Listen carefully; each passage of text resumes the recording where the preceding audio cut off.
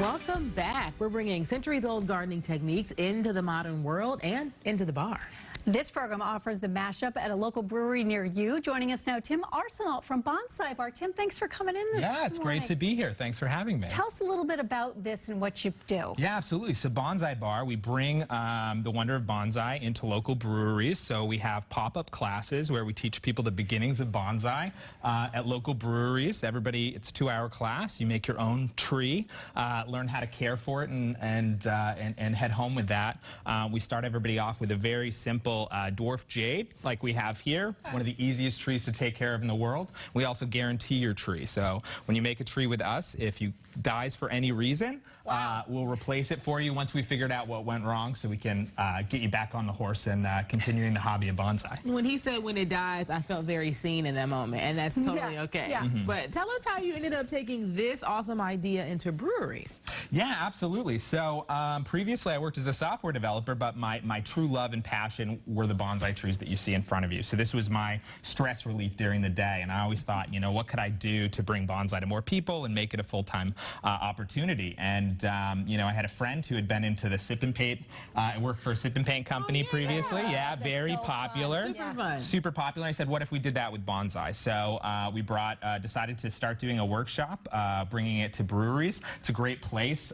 You know, it really kind of makes a social atmosphere too, lowers the barrier for entry. Don't have to go out to a bonsai nursery to learn about bonsai. You can go out with your friends at a local bar, enjoy a pint, and make a pint-sized tree. So tell us what you have here. Is this sort of similar to what happens in the class, or are these more advanced? Explain what we got Some here. of these are more advanced. This tree right here is a dwarf jade, or a Portulacara afra. This is the type of tree we make in the class. This tree I made 5 years ago in a beginner bonsai course myself. Okay. So it started off something this size, which was a tree that was made in one of the classes this year. And this is it 5 years on. So we like to have a tree that just grows so fast. You know, 5 years is not a short amount of time, but in the realm of bonsai, where trees can be hundreds of years old, it's a very quick time for the turnaround. So we like to have a tree that works, you know, grows really fast and gives people that sense of accomplishment, because in the end, we just want more people to be into bonsai and enjoy this wonderful hobby, you know, that brings greenery into your life. You know, everyone needs something that allows them to, like, relax, relate, release, right? This could be your thing.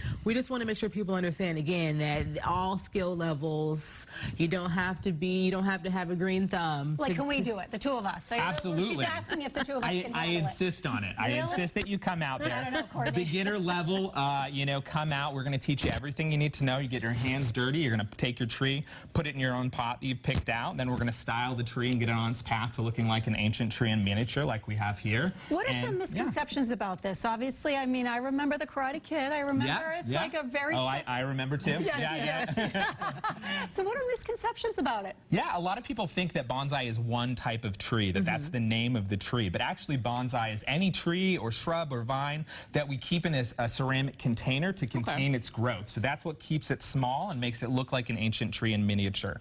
The other misconception is people think, oh, you know, I had a tree, I bought one from a box store or from IKEA or something like that, and it died. I'm not very good at that.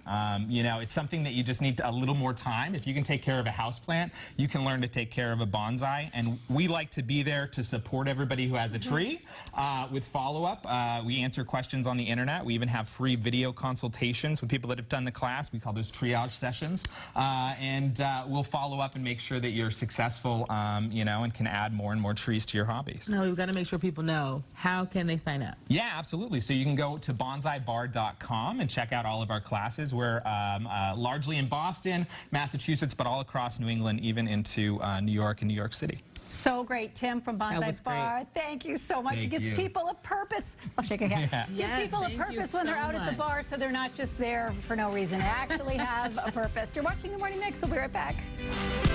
All right, breaking.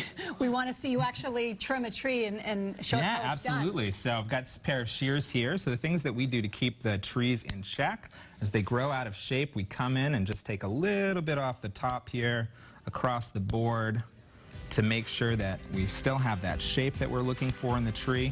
Another wonderful thing that we do is we teach people to wire the tree, which you can actually take and bend and move branches to exactly where you want. Have a great day, everybody. Have a good one.